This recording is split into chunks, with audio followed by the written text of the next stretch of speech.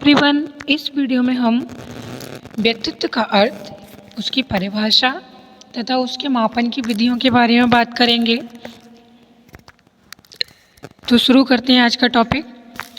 सबसे पहले हम व्यक्तित्व का अर्थ यानी कि मीनिंग ऑफ पर्सनैलिटी के बारे में जान लेते हैं।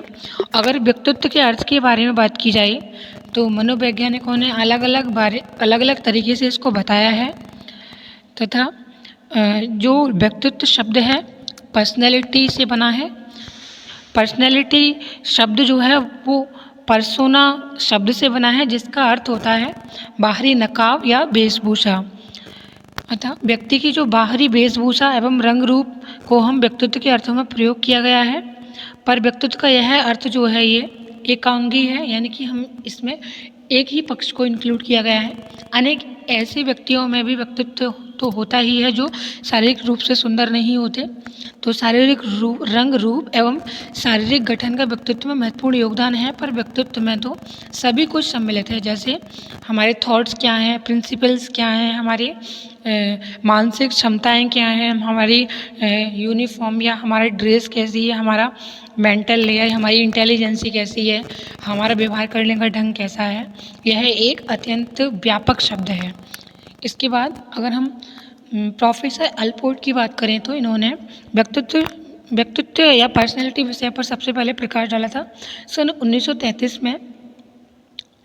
इस संबंध में उन्होंने एक अत्यंत महत्वपूर्ण पुस्तक प्रकाशित की थी। उन्होंने अन्य मनोवैज्ञानिकों द्वारा प्रयुक्त व्यक्तित्व की परिभाषाओं एवं व्याख्याओं का अध्ययन किया एवं ज्ञात किया कि 50 से अधिक अर्थों में व्यक्तित्व शब्द का प्रयोग हुआ है।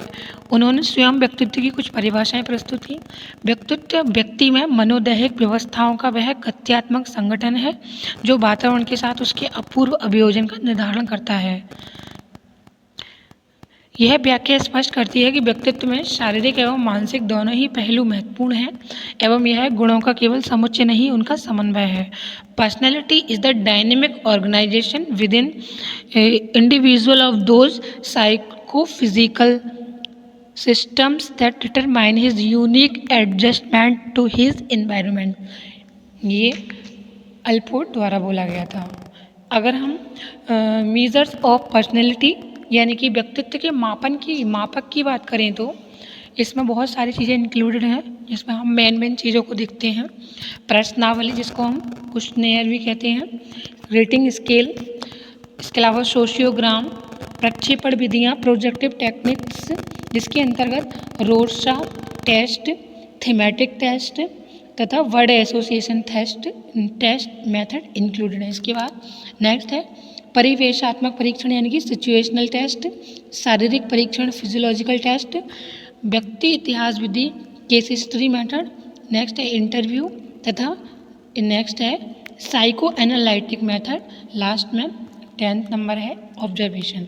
इन सारे स्किल्स, इन सारे मेथड से हम किसी की पर्सनैलिटी की मेजरमेंट कर सकते हैं।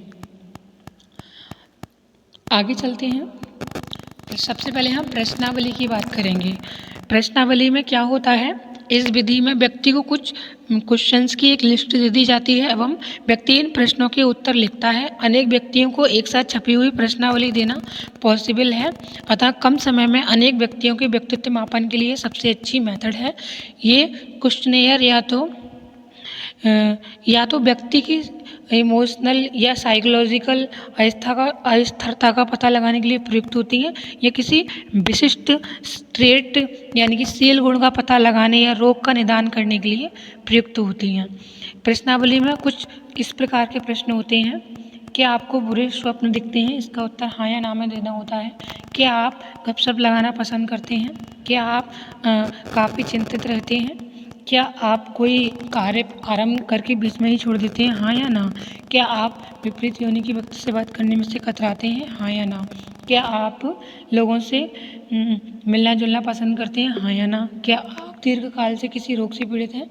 क्या आप प्रत्येक कार्य में अत्यंत सावधानी बरतते हैं? हाँ या ना। इस प्रकार के प्रश्न जो होते हैं वो क्वेश्चनेयर में शो किए जाते हैं। इसके अलावा और भी प्रश्न हो सकते हैं कि आपके विचारों से लोग आपसे घृणा करते हैं? हाँ या ना। क्या प्रातः उठते ही आप आपके सिर में दर्द होता है, हाँ या ना। अगर व्यक्तित्व प्रश्नावलियों का वास्तविक प्रारंभ जो हुआ था, यानी कि पर्सनैलिटी क्वेश्चनेयर की जो शुरुआत हुई थी वो 1918 में हुई थी, जबकि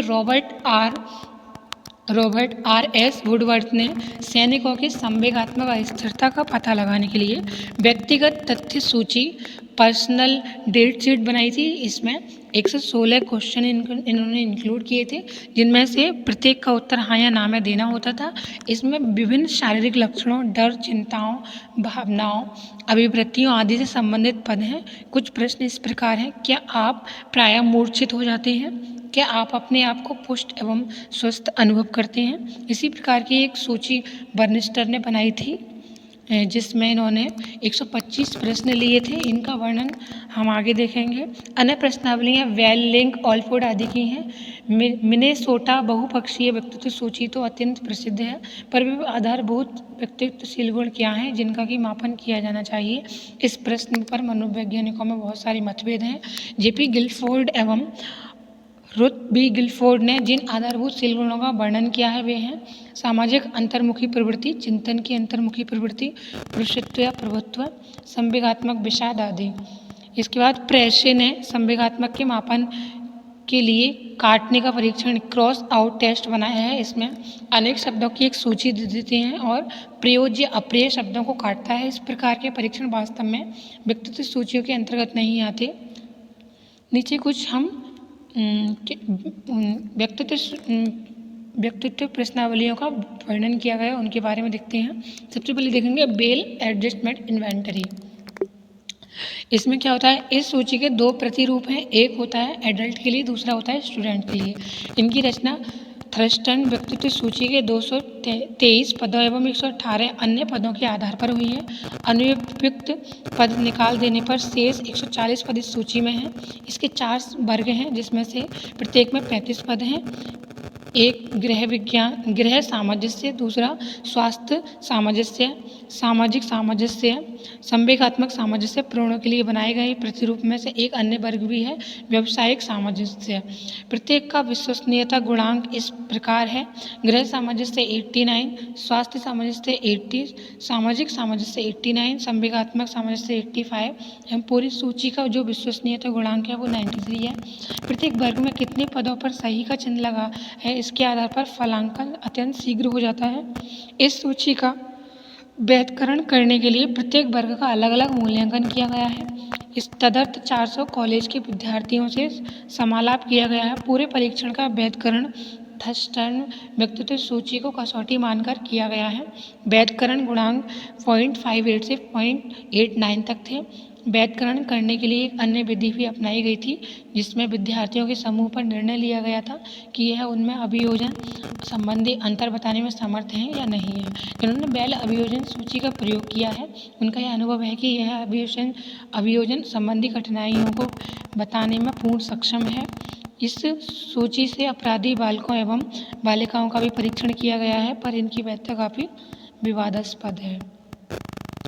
अगर हम नेक्स्ट प्रश्नावली की बात करें तो ये बर्न रिटर की प्रश्नावली थी। बर्न रिटर व्यक्तित्व प्रश्नावली। इस प्रश्नावली में 125 पद थे, जिनका उत्तर हाँ या ना में दिया जाता था। इनके प्रयोग से व्यक्तित्व के 6 पक्षों का मापन होता था। वो थे मनोदौर्बल्य, आत्मनिर्भरता, अंतर्मुखी बहिर्मुखी प्रवृत्ति, प्रभुत्व विनयन, आत्मविश्वास की कमी एवं सामाजिकता। जब परीक्षण की प्रथम रचना हुई थी तो इनमें से केवल 4 पक्षों का मापन किया गया था, पर बाद में ज्ञात हुआ कि इसमें काफ़ी उच्च सहसंबंध हैं। फ्लैगनेगन ने इसकी तत्व विश्लेषण किया और इस निष्कर्ष पर पहुंचे कि 2 तत्व मुख्य हैं: आत्मविश्वास की कमी एवं सामाजिकता।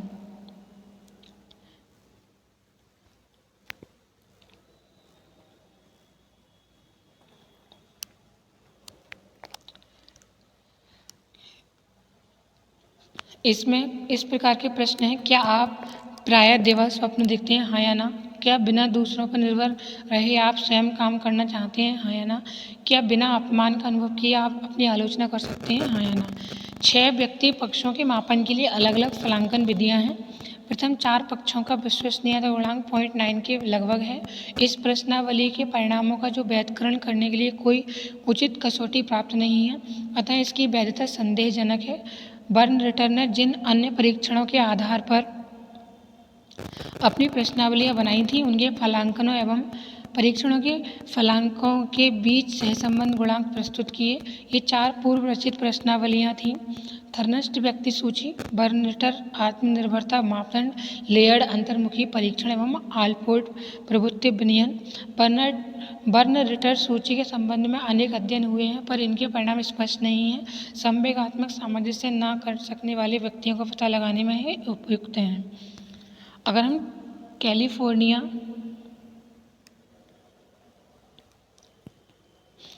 कैलिफोर्निया व्यक्तित्व की बात करें तो कैलिफोर्निया व्यक्तित्व परीक्षण की बात करें तो वास्तव में इस परीक्षण में कई सूचियां हैं। Primary A, elementary B, intermediate B, secondary A, adult list.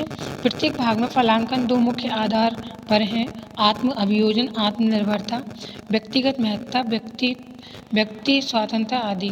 सामाजिक अभियोजन अर्थात सामाजिक मानक, असामाजिक प्रवृत्तियों से मुक्त आदि। इसके विश्वसनीय गुणांक काफ़ी उच्च हैं। जहाँ तक वैधता का प्रश्न है, स्वयं पद चयन अत्यंत सावधानी से किया गया था, अतः परीक्षण रचना में ही वैधकरण कर लिया गया था।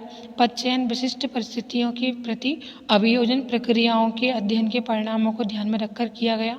4 बातों पर मुख्यतः ध्यान दिया गया: अध्यापकों का निर्णय, परीक्षार्थी की प्रतिक्रियाएं, अध्यापकों के निर्णय परीक्षार्थियों की प्रतिक्रियाओं में तुलना, बाइसीरियल सहसंबंध विधि से पदों का सापेक्षिक महत्व, मानक शतांशीय फलांकों के रूप में दिए गए हैं, परसेंटाइल स्कोर के रूप में दिए गए हैं, उप फलांक भी दिए गए हैं, पर ये सब वास्तव में परीक्षार्थी के कथनों पर आधारित हैं।